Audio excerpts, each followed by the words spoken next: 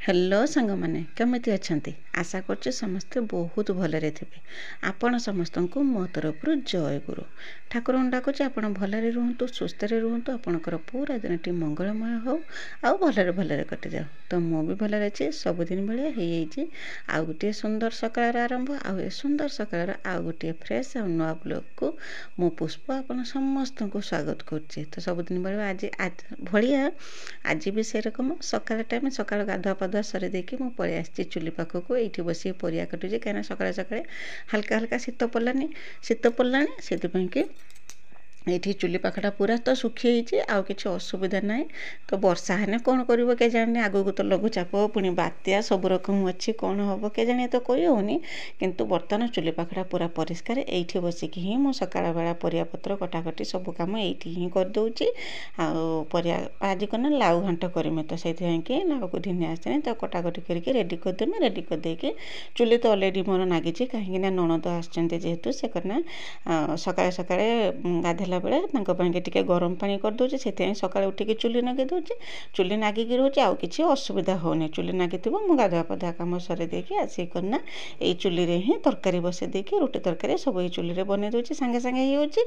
आ तापर खियापिया भात टिके बसे देकी जाके खियापिया करदेला बेलू भात होगा। तापर तरकारी आसिक करदे ननद जेहेतु अच्छी कहीं से परिया पत्र कटाकटी कर दौरान मु रोसे करदे। रोसे बास मोर शीघ्र सरी होची। तो कहते जेरकम जोड़ा को नुए घोड़ा सरी बोलिकी से रकम दीज जेहेतु अच्छे दी जनकर आमर चारिटा हाथ नागुची कामर। तो कामटा से शीघ्र होची, जेकोसी कामटा शीघ्र होची। आउ काम कला बेले जड़े सांग मिलगले काम केते हो जाए किसी जना भी पड़ेनी। तो ननद आसिक रही मत बहुत खुशी लगुच। आउ कथबार्तार केते समय कटि होची जना भी पड़ूना। काम दाम केमिति होउची सेटा भी जना पड़ूना। केते शीघ्र काम होउची कथबार्ता भितर समय केरक कटि होची काम दाम होउची भारी खुशी लगुच। तो आम ननद भाउज दी जन बसिकी सेठी कथा होतले। आउ कथा हो सारिकी मोर तरकारी हवा पर हेलानी मुझे समय अटा भी ये बसिकी चकटी देमी। चकटी दे सारा रोटी भी ये बनईकी नहीं जिमी। रोटी तरकारी हो आउ करना भात टिका भी ये बसईदेमी। आउ खियापिया कम सरईकी आसला बेलू भात हो भात गाड़ी देमी तरकारी करदेमी बस रोसे सांगे सांगे हो। तो मो भिडियो एमती जोड़ी होकर रही था। तो मो भिडियो को आरंभ शेष पर्यटन देखो, बिल्कुल भी स्किप करंतुनी। आ मो भिडियो किसी भी जदि आपको पसंद आसता है तो मो चैनल को सब्सक्राइब करके वीडियो को लाइक टे करदे। आ छोट स्नेह भरा कमेंट मो लिखिदेवे जे मो भिडियो आपको केमिति लगुच बोलिकी। आ कहीं जदि नुआ करके मो भिडियो देखुं तो प्रथम मो चैनल को सब्सक्राइब कर दिंतु, जहाँद्वारा कि मुझे जितेबले भी भिडियो छाड़मी सर्वप्रथम आपण ही मो भिडियो देखिपारे। आ मो भिडियो को आपण फैमिली फ्रेंड मान सहित टिके शेयर कर दिंतु। तो मत भी टिके सपोर्ट हम कहीं आपणकर सपोर्ट आ भल पाइबा मत यूट्यूब रे भिडियो बनवाई प्रेरणा जोगाऊँगी, ता सहित साहस दूची। तो आपण सागर कथा हूँ हाँ मोर अटा चकटा भी होगला। ये तरकारी भी बना रेडी हो खाली तरकारीटा बघार देमी, बघार देकी रुटी करमी। समय बेसी होइतिलानी तो से 8टा पाखापाखि समय हम जिते जहाँ भी सकाळ गाधुआ पाधुआ नित्यकर्म सब सरईकी आसला बेलू तो लेट होची। एबे तो जेहेतु छोट दिन है और रातिटा बड़ है से टिके लेट रे भी राति पाऊँगी। तो 5:30 सबुदिन तो 5:30 बेले मुझे उठी जाए, 5टा 5:30 बेले उठी जाए। तो टिके माने हेड़ा करके अलस करके काम करू करू टे लेट हो जाए। तो देखिपे गेलन भी ट्यूशन आसिक पहुँची तापर करना मोर रोसे माने तरकारी भी होता रोटी सांगे सांगे करदेमी। सांगे सांगे करदेकी जाकि करना खियापिया करमी। आज मैंने खियापियार वीडियो मुझे किसी करें कहीं समस्ते बसीगला बेलू खावाई ना। तो खावा पीवा दबा नुआ भितर वीडियो करने कथा मन को बिल्कुल भी आसे ना। मुझे सांगे बसिकी खाईदिए। तो गेलन आसिक पहुँची गेलन करना तार टिके अलगा नखरा जे तरकारी आमे खाइबा कि लाउ घांट हो कखारू भजा हो बोईताळु तरकारी हो परिवा तरकारी आमे जहाँ खाइबा ताको से सब जिनस पसंद नहीं। से सब बेले भिन्न तरकारी बनाଯିव। तो से करना पियाज धनिक आसुला काटियो बोलिकी कौन तापाई कि बनेनी मोर एत मनर पड़नी, खाली पियाज जा काटिके देइथिले। आउ कहीं ना 3-4 दिन तलर भिडियो ना से कौन रोषे करथिनी न करथिनी एते किछि मोर मनर पड़ना। तो रुटी करथिनी से पियाज काटी देइथिला, काटी दे सारिके तापर जाइथिला मु तांको आलू भजा कर देइथिनी। अंडा पकेकी ମାନେ ଆଳୁ ଭଜା କରିଦେଇଥିଲି, ମାନେ ଅଣ୍ଡା ଭୁଜିଆ କରିଦେଇଥିଲି। ସେ 2 ଜଣ ଖାଇଥିଲେ, ଆମେ ଆମର ଘାଣ୍ଟ ତରକାରୀ ଖାଇଥିଲେ। ତ ଖିଆପିଆ ସରିଲା ପରେ ନଣନ୍ଦ ଯେଉଁ ଥିଲେ, ଯେଉଁ ମୋ ନଣନ୍ଦ ମାନେ ଅପା ଯେଉଁ ଥିଲେ, ସେ ଯାଇକି ବାସନକୁସନ ଧୁଆଧୁଇ କରିକି ଘିନି ଆଇଲେ। ଭାତ ତ ମୋର ଚୁଲିରେ ବସିଛି, ମୁଁ ଆସିକି କରିନା ସେ ବାସନ ଧୋଇଦେଲେ। ମୁଁ ଏପଟରେ ଆସିକି ଦହି ବୁଲେଇନି, ଦହି ବୁଲେଇକି ଦହିର ଲହୁଣୀ ବାହାର କରିଦେଇକି ଯାଇକି ଚୁଲି ପାଖରେ ଯାଇକି ଦେଖିଲା ବେଳକୁ ମୋର ଭାତ ବି ହେଇଯାଇଥିଲା, ଆଉ ପରିବା ପତ୍ର ବି କଟାକଟି ବି ସବୁ ସରିଯାଇଥିଲା। ତ ମାନେ ଯାହା ଯାହାର କାମ, ତ ଏଇରକମ କରିକି ମିଶେଇ ସଜେଇକି କାମ ଆମେ କରିଦେଉଥିଲେ। ତ ଏଇଟା କେଇ ଦିନର ଭିଡ଼ିଓ, ମୋର ବି ମନରେ ପଡ଼ୁନାହିଁ, କାହିଁକିନା ଭିଡ଼ିଓ ଟିକେ ଲେଟ୍ ହେଇଯାଇଛି ମୋର। ଦ୍ୱିପହର ରୋଷେଇବାସ ସବୁ ସରିଲା, ସମୟ ବେଶୀ ହେଇନାହିଁ, ସମୟ ହେଇଛି ବର୍ତ୍ତମାନ 11:55 ହେଇଛି। ସବୁ ରୋଷେଇ ସରିଲା, କାହିଁକି ନା ଏତେ ବେଣୁସ ସରିଗଲା, ସକାଳେ ଚୁଲି ନଗେଇ ଦେଇଥିନି ନା, ଯେ ଚୁଲି ନଗେଇ ଦେଇଥିନି ସେଇ ଚୁଲିରେ ବସେଇଦେନି। ସକାଳ ରୁଟି ତରକାରୀ ହେଇସାରିଲା, ତ ହେଇସାରିଲା ପରେ ସେଇ ଚୁଲିରେ ବସେଇ ଦେଇଥିନି ଭାତ। ତ ଭାତ ହେଇଗଲା ପରେ ଚଟାପଟ ଯାଇକି ତରକାରୀ ପତ୍ର ସବୁ କରିକି ଘିନି ଆସିନି। ତରକାରୀ ପତ୍ର ସବୁ ହେଇଗଲା, ସବୁ ରୋଷେଇବାସ ସରିଲା। ଏବେ ଯାଉଛି ବାସନକୁସନ ତ କିଛି ଧୋଇ ଆଣିଥିଲେ, ଅପା କିଛି ଧୋଇ ଆଣିଥିଲେ ବାସନକୁସନ, ଆଉ କିଛି ବାସନକୁସନ ଯେ ରୋଷେଇ କରିନି ତାକୁ ବାହାରିଛି, ସେ ବାସନକୁସନ ସବୁ ଧୋଇ ଧାଇକି ଘିନି ଆସିଲା ପରେ କାମ ସରିଯିବ। ଆଉ ଆଜି ମୁଁ ପାଣି ପୁରେଇ ନାହିଁ ବୋତଲର, ମୋବାଇଲର କଭରଟା ଭାଙ୍ଗି ଯାଇଛି ନା, ଯେଉଁଥିପାଇଁ କି ମୋବାଇଲ ହାତ ଧରିଲା ବେଳକୁ ଖସି ପଡ଼ୁଛି।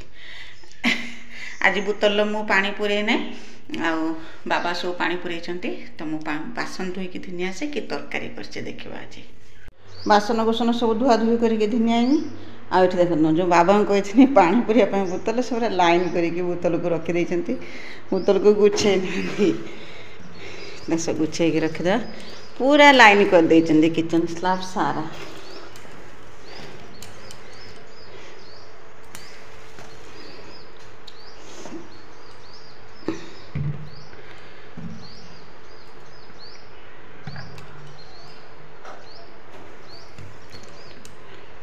ବୋତଲ ସବୁ ଗୁଛେଇକି ରଖିଦେନି। ଆଉ ଏଠି ତରକାରୀ କରିଛି, କ'ଣ ଏଠି ଦହି କାଞ୍ଜି କରିଛି, ପୁରା ସଂସାରର ସବୁଠୁ ସ୍ୱାଦିଷ୍ଟ ତରକାରୀ ଦହି କାଞ୍ଜି। ଆଉ ଏଠି କଦଳୀ ଭଣ୍ଡା, ଅମୃତଭଣ୍ଡାର ଭଜା, ଆଉ କ'ଣ ନା ଏଠି କରିଛି ପନିର କିମା ତରକାରୀ, ଆଉ କ'ଣ ନା ଅମୃତଭଣ୍ଡାର ଭର୍ତ୍ତା। ବସ୍ ଏତିକି ବନେଇଛି। ରୋଷେଇ ସରିଲା, ଧୁଆ ମଜା ପାଣି ଆଣା ସବୁ କାମ ସରିଲା। ଏବେ ଖାଲି ଖାଇବାକୁ ଅପେକ୍ଷା, କେତେବେଳେ ଆସିବେ ଖାଇବା ପାଇଁ କି ଖାଇବାକୁ ଦେମୁ। ସମୟ 12:10।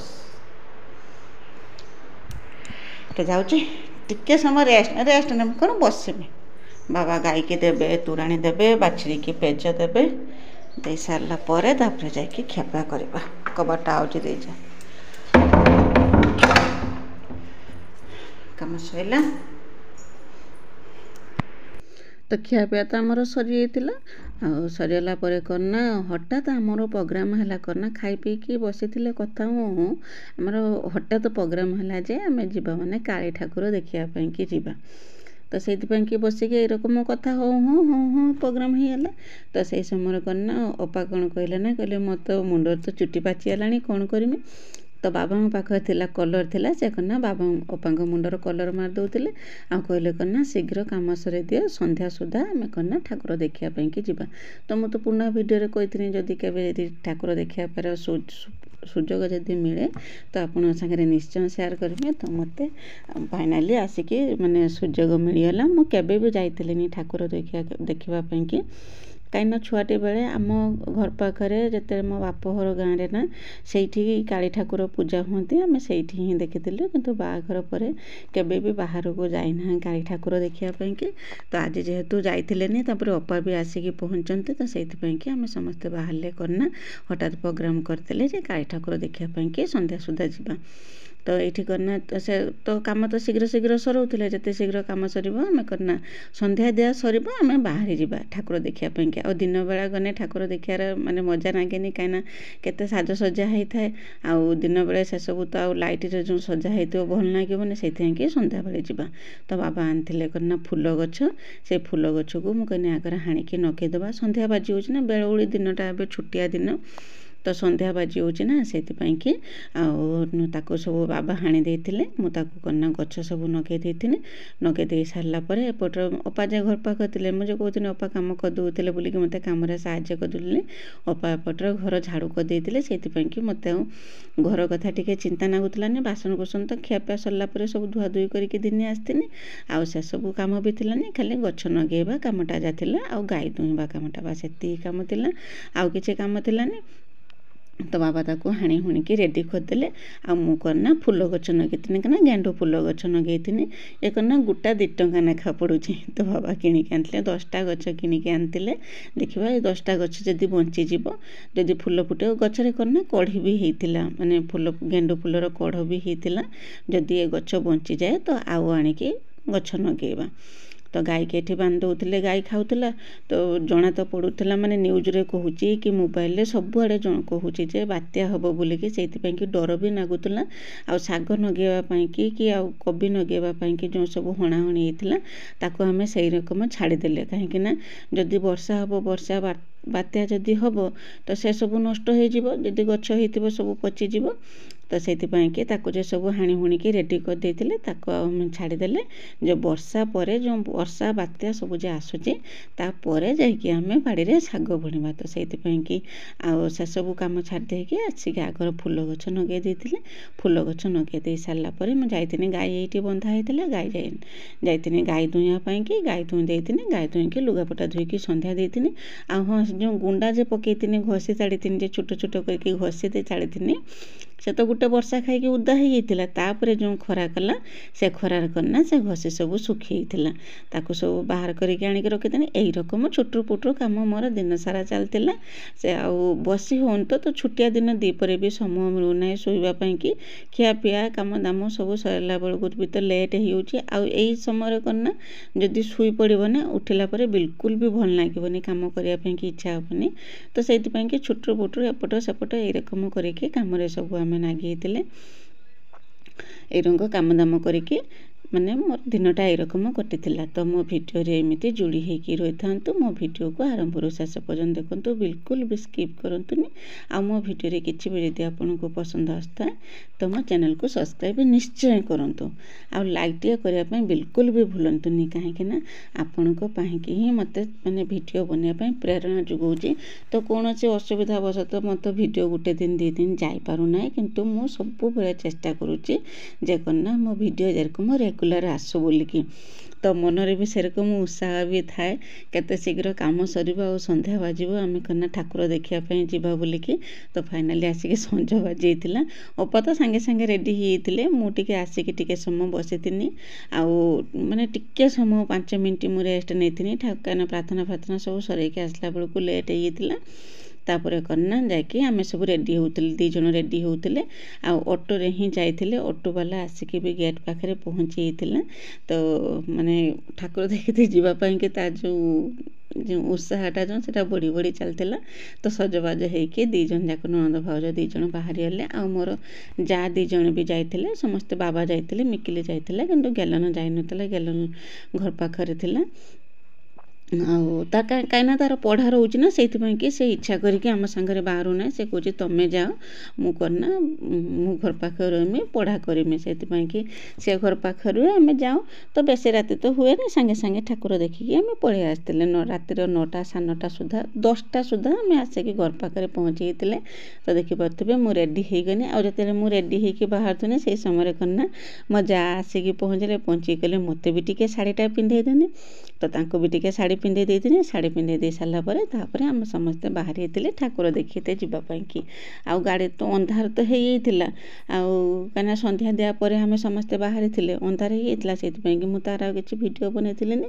ତ ଆମେ ଆସିକି ମାନେ ଠାକୁରଙ୍କ ପାଖରେ ଆସିକି ପହଞ୍ଚି ଯାଇଥିଲେ। ତ ଦେଖିପାରୁଥିବେ ମା କେତେ ସୁନ୍ଦର ଦେଖାଯାଉଛନ୍ତି। ଆଉ ମାଙ୍କର ମେଢ଼ କି ସୁନ୍ଦର ହେଇଛି, ମାନେ ବହୁତ ସାରା ଠାକୁର ଆମେ ଦେଖିଥିଲେ। ଦେଖିକି ଆଉ ମାନେ ଚାଲି ଚାଲି ଗୋଡ଼ ପୁରା ବଥା କରିଯାଇଥିଲା। ହେଇଥିଲା। ମାନେ ଏଠୁ ସେଠୁ ଗାଡ଼ି ତ ଆଉ ଭିତରକୁ ଯିବ ନାହିଁ, ତ ଗାଡ଼ି ତାର ଆମକୁ ଛାଡ଼ି ଦେଇକି ରହିଲା। ଆମେ ସମସ୍ତେ ଭିତରକୁ ଚାଲି ଚାଲି ଯାଇ ଆମ ଗୋଡ଼ ବଥା କରିଯାଇଥିଲା। ତ ଯାହା ହଉ ଠାକୁରଙ୍କ ମାଆଙ୍କ ଆଶୀର୍ବାଦରୁ ଆଉ ଆମେ ସବୁଆଡ଼େ ବୁଲିକି ଦର୍ଶନ ସାରିକି ଆସିକି ପହଞ୍ଚିଥିଲେ। ତ ସେଇଥିପାଇଁକି ମୁଁ କହୁଥିଲି ନା, ଯଦି କେବେ ଯିବି ତ ମୁଁ ଆପଣ ସମସ୍ତଙ୍କୁ ନେଇକି ଯିମି ଆଉ ଆପଣଙ୍କ ସାଙ୍ଗରେ ସେୟାର କରିମି। ତ ଦେଖନ୍ତୁ ଆମ ଆଡ଼େ କେରକମ କାଳୀ ଠାକୁର ପୂଜା ହେଉଛନ୍ତି। ତ ଏଇଠି କନା ଯେଉଁ କନା ଗରୁଡ଼ ପକ୍ଷୀକି ଯେତେବେଳେ ମା ସୀତାଙ୍କୁ ହରଣ କରିକି ନେଇକି ଯାଉଥିଲେ, ଯେଉଁ ସୀତା ହରଣ, ସେଇ ସମୟରେ ଗରୁଡ଼ ପକ୍ଷୀ ଯେ ଆସିଥିଲେ ତାଙ୍କ ଯେଉଁ ପଖ କଟା ହେଇଥିଲା ସେଇଟା, ଏରକମ ବିଭିନ୍ନ ପ୍ରକାର ଛୋଟ ଛୋଟ କୁଞ୍ଜ ବି ସବୁ ବନା ହେଇଥିଲା। ବହୁତ ସୁନ୍ଦର ଲାଗୁଥିଲେ। ମାନେ ମା ଯେଇଠି ବସିଥିଲେ ବିଭିନ୍ନ ପ୍ରକାର ତୋରଣରେ ସଜା ହେଇଥିଲା, ପୁରା ଲାଇଟରେ ସଜା ହେଇଥିଲା, ବହୁତ ସୁନ୍ଦର ଲାଗୁଥିଲା। ଆମେ ସମସ୍ତେ କନା ବୁଲାବୁଲି କରିକି ଆସିଥିଲେ। ବହୁତ ସମୟ ଆମେ ବୁଲିକି ଆସିଥିଲେ। ଲୋକ ବି ବହୁତ ଲୋକ ଥିଲେ। ସମସ୍ତଙ୍କ ଭିତରେ ଆମେ ଦର୍ଶନ କରିକି ତାରି ଭିତରେ ବହୁ କଷ୍ଟରେ ମୁଁ ଟିକେ ଟିକେ ଭିଡ଼ିଓ କରିକି ଖାସ୍ ଆପଣମାନଙ୍କ ପାଇଁକି ଆଣିଛି। କାହିଁକିନା ମୁଁ ଯଦି ଦେଖିମି ତ ମୁଁ ଯଦି ମାଆଙ୍କୁ ଦର୍ଶନ କରିମି ତ ଆପଣଙ୍କୁ ବି ନିଶ୍ଚୟ ଦର୍ଶନ କରେଇମି। ତ ଗଲା ଭିଡ଼ିଓରେ ଆପଣ ସମସ୍ତେ ବହୁତ ସୁନ୍ଦର ସୁନ୍ଦର କମେଣ୍ଟ ଲେଖିଛନ୍ତି। ଆପଣ ସମସ୍ତଙ୍କୁ ମୋ ତରଫରୁ ବହୁତ ବହୁତ ଧନ୍ୟବାଦ ଯେ ଆପଣ ଏତେ ସାରା ଭଲ ପାଇବା ମୋତେ ଦେଇଛନ୍ତି। ଯେରକମ ଶୁଭ୍ରମଣୀ ଦିଦି, ସ୍ନେହଲତା ଦିଦି, ବିଜୟଲକ୍ଷ୍ମୀ ଦିଦି, ଜ୍ୟୋତି ଦିଦି, ସମସ୍ତେ ବହୁତ ସୁନ୍ଦର ସୁନ୍ଦର କମେଣ୍ଟ ଲେଖିଛନ୍ତି। ସମସ୍ତଙ୍କୁ ମୋ ତରଫରୁ ବହୁତ ବହୁତ ଧନ୍ୟବାଦ। ତ ବିଜୟଲକ୍ଷ୍ମୀ ଅପା କହିଛନ୍ତି, ପୁଷ୍ପ ତୁମ ଭିଡ଼ିଓ ଆସୁନି, ଜମା ଭଲ ଲାଗୁନି। ତ କ'ଣ କରିମି ଦିଦି, ଇଚ୍ଛା ଥିଲେ ବି ମୁଁ ଦେଇପାରୁନି। ଆମର ତ ନେଟ୍ର ପ୍ରୋବ୍ଲେମ୍ ହେଇଯାଉଛି। ଆଉ କ'ଣ ନା, ସେଟା ଗୋଟେ ଦିନ ଖରାପ ହେଲା ବେଳକୁ ସଜ କରିବା ପାଇଁକି 2 ଦିନ 3 ଦିନ ଲଗେଇ ଦେଉଛନ୍ତି। ନେଟ୍ର ନୁହେଁ, ୱାଇଫାଇର ପ୍ରୋବ୍ଲେମ୍ ହେଇଯାଉଛି। ସେଇଟା ଟିକେ ମାନେ ଖରାପ ହେଲା ବେଳକୁ 2 ଦିନ 3 ଦିନ ଲଗେଇ ଦେଉଛନ୍ତି ସଜ କରିବା ପାଇଁକି। ତ ମୁଁ କ'ଣ କରିମି, ଯେଉଁଥିପାଇଁକି ଅସୁବିଧା ହେଇଯାଉଛି, ମୁଁ ଭିଡ଼ିଓ ଛାଡ଼ି ପାରୁନି। ତ ଏବେ ସବୁ ତ ଠିକ୍ ଠାକ୍ ଅଛି। ମୁଁ ତ ଠାକୁରଙ୍କୁ ଖାଲି ଡାକୁଥିଲି ଯେରକମ ବାତ୍ୟା ନ ହଉ ବୋଲିକି। ଆଜି ହେଉଛି ମୁଁ ଯେ ଭଏସ୍ ଦେଉଛି, ଆଜି ହେଉଛି ସେଇ ବାତ୍ୟାର ଦିନ। କିନ୍ତୁ ଆମ ପଟରେ ବାତ୍ୟା ହେଇନାହିଁ। ଗଲା ବର୍ଷ ଏରକମ ବାତ୍ୟା ହେଇଥିଲା ଯେ 15 ଦିନ ପାଖାପାଖି ଆମର କନା ଲାଇନ୍ ତ ପଳେଇ ଆସିଥିଲା, ଯେଉଁ କରେଣ୍ଟ ତ ପଳେଇ ଆସିଥିଲା ଗୋଟେ ସପ୍ତାହ ଭିତରେ। କିନ୍ତୁ ଆମର ଯେଉଁ ୱାଇଫାଇ ସଜ ହେବା ପାଇଁକି 15-20 ଦିନ ସମୟ ଲାଗିଯାଇଥିଲା। ତ ସେଇଥିପାଇଁକି ମୁଁ ଠାକୁରଙ୍କୁ ଡାକୁଥିଲି ଯେ ଏ ବର୍ଷ ଆଉ ବାତ୍ୟା ନ ହଉ ବୋଲିକି ଏପଟିକି। ତ ଠାକୁରଙ୍କ ଦୟାରୁ ଏପଟିକି ଆମର ବାତ୍ୟା ହେଇନାହିଁ। ଖାଲି ଯା ବର୍ଷା ମାନେ ଅସୁଳେ ବର୍ଷା ହେଇଯାଉଛି। ତ ଦେଖିପାରୁଥିବେ ଆମେ ସମସ୍ତେ ଯାଇଥିଲେ ଆଉ ମେଳା ବି ଲାଗିଥିଲା। ମେଳା ବି ସବୁ ବୁଲୁଥିଲେ। ସବୁ ବୁଲାବୁଲି କରି ମୁଁ ବେଶୀ କିଛି ଭିଡ଼ିଓ କରିପାରିଥିଲିନି, କାହିଁକିନା ଭିଡ଼ ଜାଗା ନା, ଯେଠି ମେଳା ଲାଗିଛି, ସେ ମୋବାଇଲ ବାହାର କରିକି ଭିଡ଼ିଓ ବନେଇବା ପାଇଁକି ଡର ବି ଲାଗୁଥିଲା। ସେଥିପାଇଁକି ଯାହା ଯେତିକି ପାରିଛି ଆପଣଙ୍କ ପାଇଁକି ଭିଡ଼ିଓ କରିକି ଧରିକି ଆସିଛି। ତ ଦେଖିପାରୁଥିବେ କେତେ ସୁନ୍ଦର ସୁନ୍ଦର କୁଞ୍ଜ ସବୁ ବନା ହେଇଛି। ଆଉ ଯେଉଁମାନେ ବନେଇଛନ୍ତି ସେମାନଙ୍କୁ ବି ବହୁତ ବହୁତ ଧନ୍ୟବାଦ ଯେ ଏତେ ସୁନ୍ଦର ସୁନ୍ଦର ମୂର୍ତ୍ତି ସେମାନେ ବନେଇ ପାରୁଛନ୍ତି ବୋଲିକି। ଆଉ ଗୋଟେ କଥା କହୁଛି, କାରଣ ଆମର ଡଲି ଦିଦି ବୋଲିକି ତାଙ୍କ ଚ୍ୟାନେଲ୍ ନାଁ ହେଉଛି ଡଲି ବ୍ଲଗିଂ ଚ୍ୟାନେଲ୍ ବୋଲିକି। ତାଙ୍କ ପୁଅର ଦେହ ବହୁତ ଖରାପ, କାହିଁକିନା ବାଣ ଫୁଟେଇବା ସମୟରେ କନା ବାଣ ଫୁଟେଇକି ତା ମୁହଁ ପୁରା ଜଳିଯାଇଛି। ପୁଅର ମୁହଁଟି ପୁରା ଜଳିଯାଇଛି। ସେଥିପାଇଁକି ସେ ସମସ୍ତଙ୍କୁ ମାନେ ପ୍ରାର୍ଥନା କରିଛନ୍ତି, ଯେ ଭିଡ଼ିଓ ମାଧ୍ୟମରେ ବି ପ୍ରାର୍ଥନା କରିଛନ୍ତି ଯେ ଠାକୁରଙ୍କ ପାଖରେ ପ୍ରାର୍ଥନା କରନ୍ତୁ ଯେ ହେଉଛି ତାଙ୍କ ପୁଅ ଶୀଘ୍ର ଭଲ ହେଇଯାଉ ବୋଲିକି। ତ ମୁଁ ବି ପ୍ରାର୍ଥନା କରୁଛି ଡଲି ଦିଦି ଯେ ପୁଅ ଶୀଘ୍ର ଭଲ ହେଇଯାଉ ବୋଲିକି। ଆଉ ଆପଣ ସମସ୍ତଙ୍କୁ ବି କହୁଛି ଡଲି ଦିଦିଙ୍କ ପୁଅ ପାଇଁକି ଟିକେ ପ୍ରାର୍ଥନା କରିଦେବେ। ତ ସମୟ ହେଇଥିଲା 10ଟା, ଆମେ ଆସି ଘର ପାଖରେ ପହଞ୍ଚିଲେ। ଆଉ ଆସିଲା ବେଳେ କନା ଚାଉମିନ କିଣିକି ଧରିକି ଆସିଥିଲେ। ଆଉ ରାତିରେ କନା ଏ ଚାଉମିନ ଖାଇ ଦେଇକି ହିଁ ଶୋଇଥିଲେ। ତ ଆଜି ପାଇଁ ରହୁଛି। ଦେଖା ହେବା ଆସନ୍ତାକାଲି ନୂଆ ଆଉ ଗୋଟେ ଫ୍ରେଶ୍ ବ୍ଲଗ୍। ସେ ପର୍ଯ୍ୟନ୍ତ ବାଏ ବାଏ, ଜୟ ଗୁରୁ।